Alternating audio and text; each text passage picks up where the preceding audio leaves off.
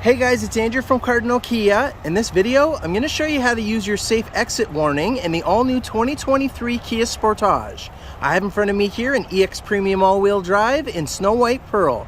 Let's get started. Okay, so to start us off, we are going to head into the 12.3-inch infotainment screen, and we can either hit Setup down here in the control center, or you can swipe to the left from the home screen and enter Setup in the bottom right corner. Then we're going to head into Vehicle. And under driver assistance here, we're going to scroll up in the middle and head into blind spot safety.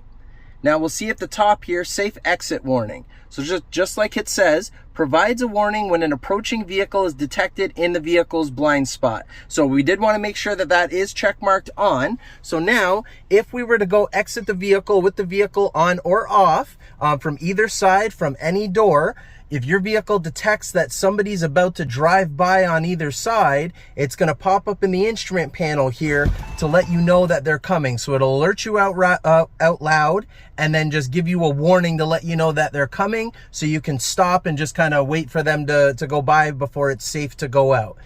If for any reason you didn't want it on, I mean, you can go ahead and make sure that's unchecked.